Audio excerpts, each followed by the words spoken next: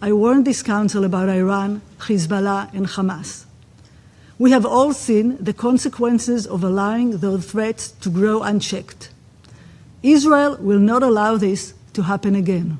Madam President, the assessment voiced today show the dangerous trajectory of developments in the occupied Palestinian territory, with all of the ensuing tragic consequences for both sides of the conflict and for the entire region. The events of recent months vividly confirm that the lack of progress on the Palestinian-Israeli track is fraught with further suffering and loss of civilian life, as well as with the exacerbation and emergence of new hotspots of tension throughout the Middle East.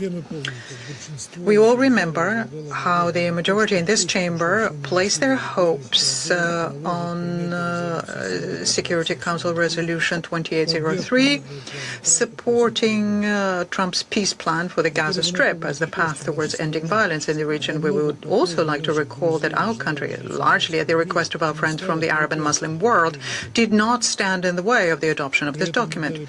At the same time, we provided a detailed analysis of all of the pitfalls of such a hasty decision by the Council. We warned of the risks of ignoring the broad internationally recognized legal framework for the Middle East settlement and its key element, namely the two-state formula.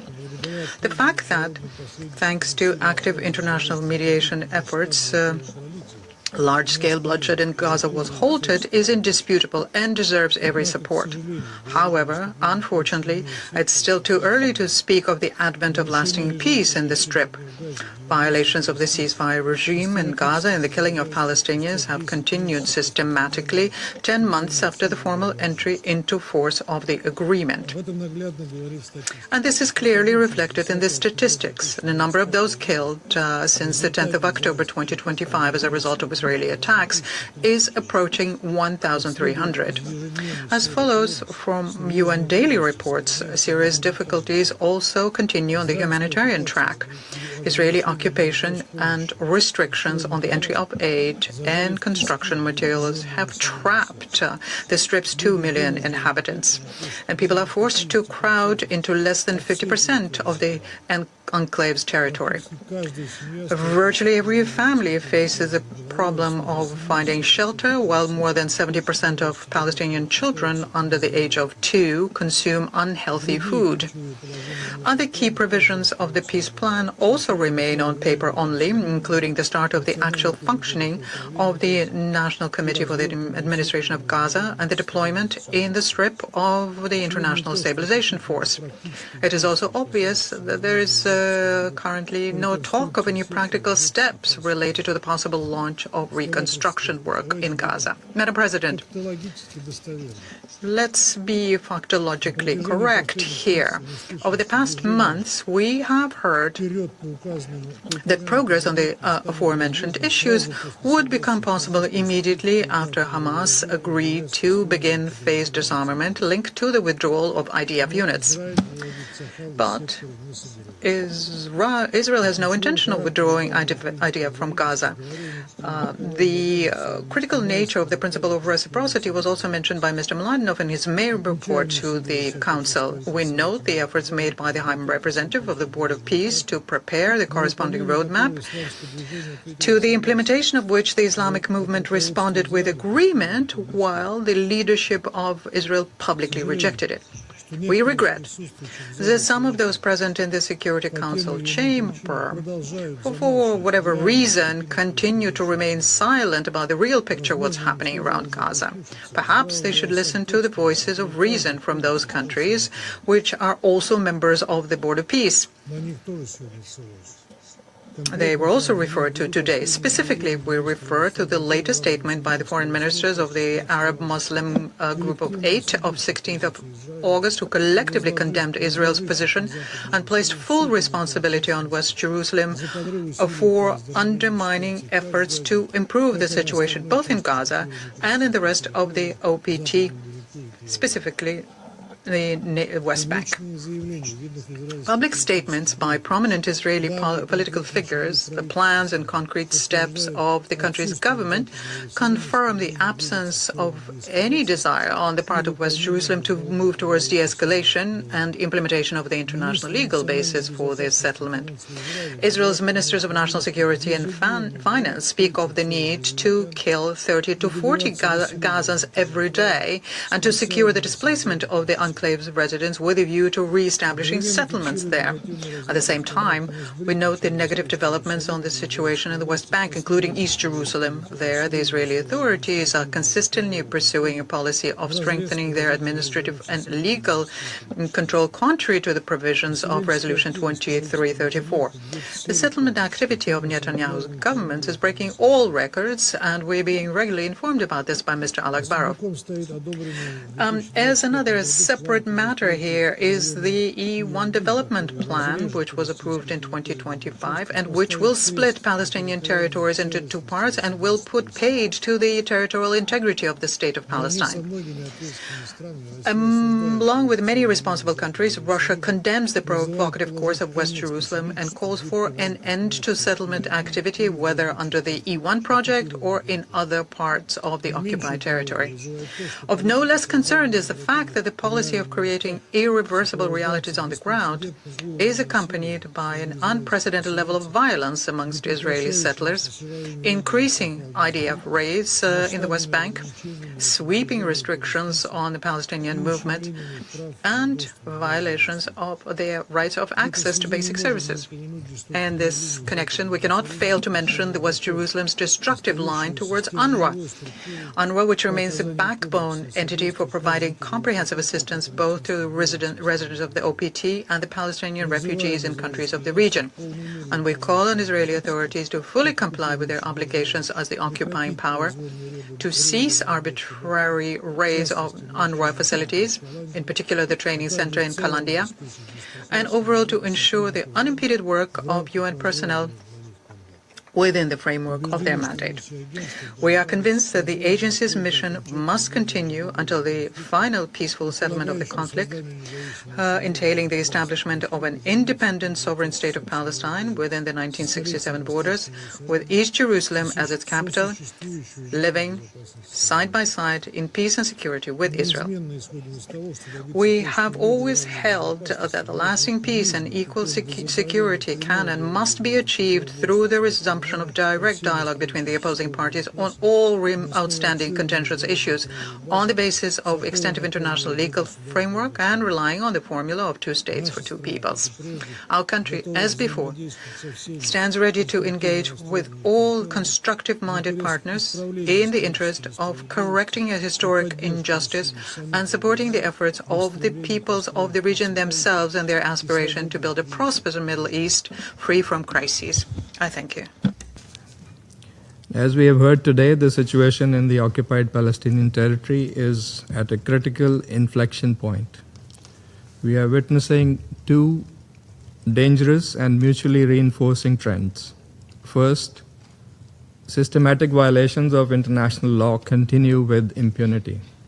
Second, deliberate illegal actions on the ground are undermining the territorial and political foundations of a viable future Palestinian state, and linked with that, the prospects of lasting peace.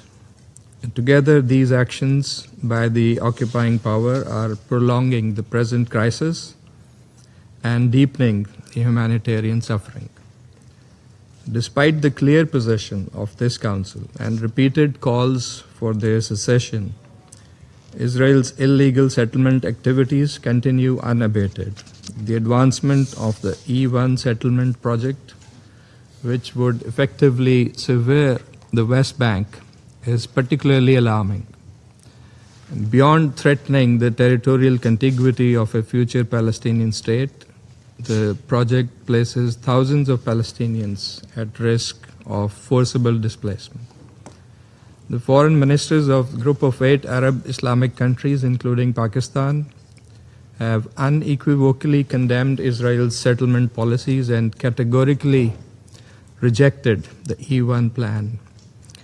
and called it a dangerous escalation. Settler violence has also reached alarming levels. The UN recorded approximately 190 attacks per month in early 2026, which is unacceptable and warrants urgent action.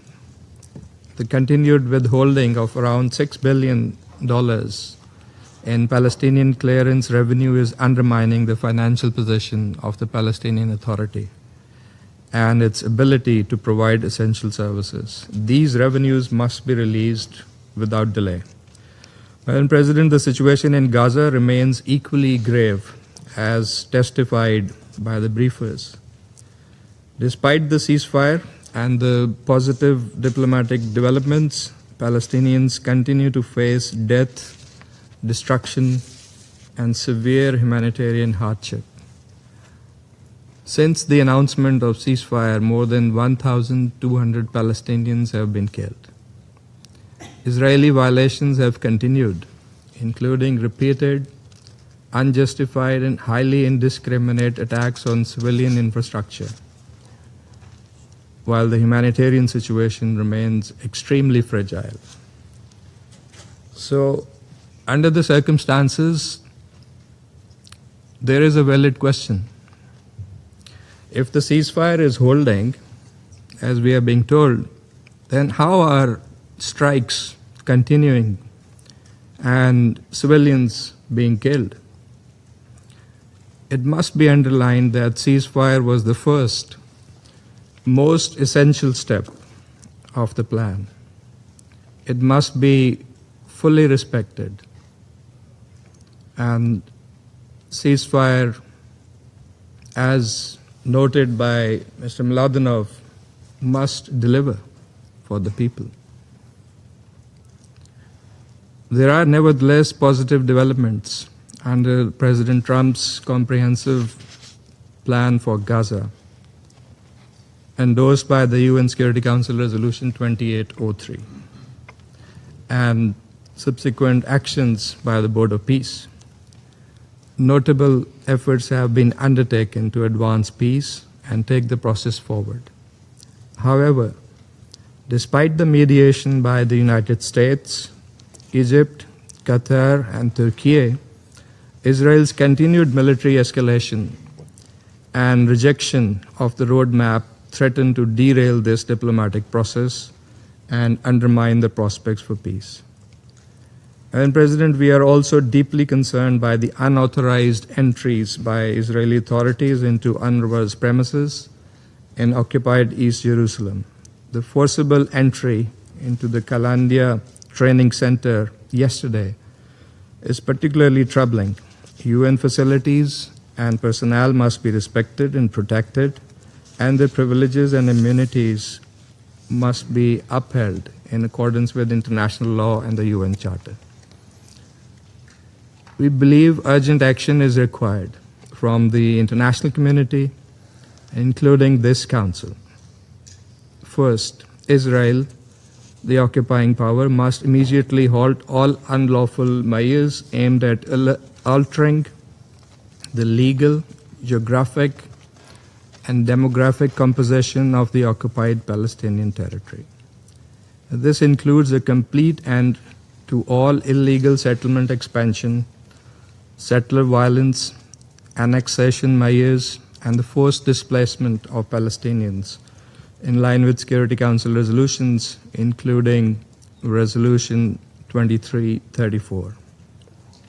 I must note that all members around this table, all members of the Council, have rejected annexation.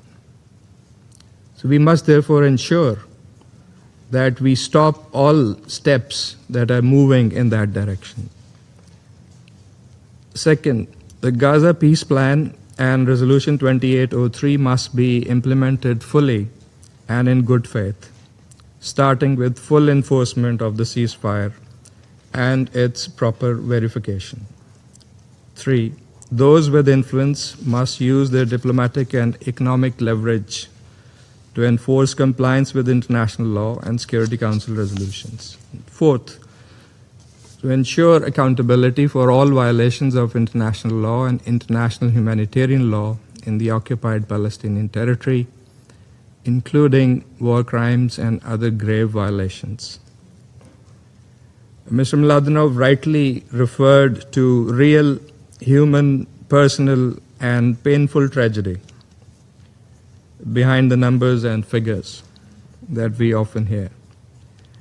That is the tragedy endured by the besieged populations, the Palestinians, under a brutal occupation that has continued for decades.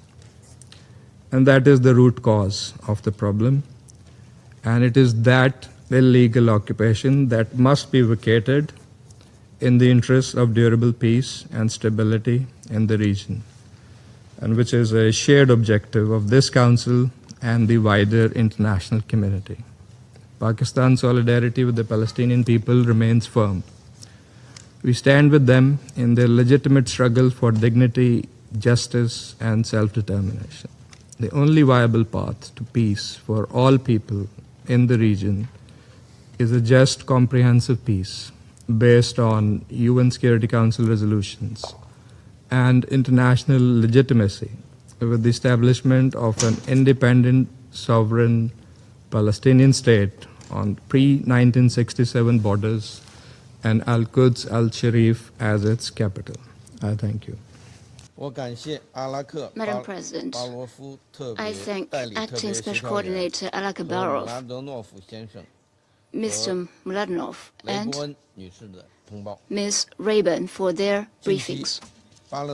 Lately, the situation in occupied Palestinian territory has continued to escalate, as evidenced by sharp rise in violence, repeated incidents where justice and fairness were betrayed, and moral bottom lines breached, casting an even darker shadow over the resolution of the Palestinian question. The Palestinian people have suffered immensely, and for generations, they have been waiting for the historical injustice to be rectified. The international community must put a timely stop to any further harm to the Palestinian people, save the political prospect of the two-state solution, and make every effort to achieve lasting peace. I will make 3 points. First, no effort should be spared to uphold the ceasefire in Gaza and restore peace and stability at an early date. Recently, the Board of Peace announced progress made on second phase arrangement of the ceasefire agreement.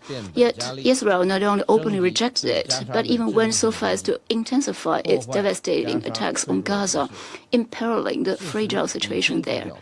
The facts are very clear. The crux of the unrealized lasting peace in Gaza is the lack of political will to achieve peace.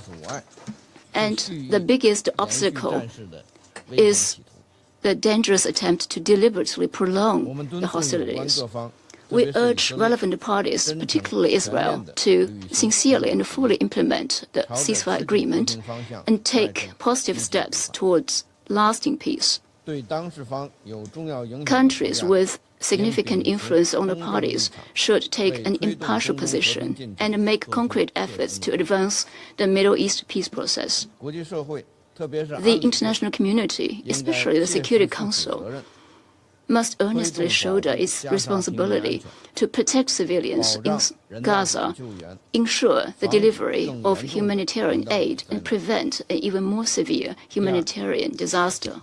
Second, we need to stop acts of violence and annexation and ease tensions in the West Bank. The security situation in the West Bank is becoming increasingly precarious, and incidents of violence against Palestinian civilians are appalling. In recent days, West Bank settlers besieged Palestinian residents for days in an attempt to drive them out and seize their homes. China strongly condemns such acts. In defiance of the strong oppositions from international community, Israel launched tenders for settlement construction in the E1 area. This move will seriously undermine the integrity of the Palestinian territory and the very foundation of the two-state solution. Any attempted de facto annexation of the West Bank is unacceptable. All settlement activities are in violation of international law and Security Council resolutions and must cease immediately. We urge Israel to fulfill its obligation as occupier and curb settler violence rather than tacitly condone it. Economic conditions in the West Bank continue to deteriorate. Israel should return promptly the withheld tax revenues and lift undue restrictions on the movement of people and goods. Yesterday, Israel again furthered its strangulation of the UNRWA, forcibly entering and occupying the Kalandia Training Center. China expresses grave concerns over the incident and urges Israel to respect UNRWA's privileges, immunities, and normal operation. Third, we must defend international fairness and justice and advance implementation of the two-state solution. The fundamental way to resolve the Palestinian-Israeli question is to stay committed to a political settlement and to the two-state solution as the right way to go, resume peace talks between Palestinians and Israelis, and to achieve an independent Palestinian statehood at an early date, as well as a harmonious coexistence of the Arab and Jewish nations. However, we have heard ongoing voices that reject and deny the two-state solution and are deeply concerned. Palestine is the homeland of all Palestinians. Governance in the West Bank and the post-war reconstruction in Gaza must be conducted in line with the principle of Palestinians governing Palestine.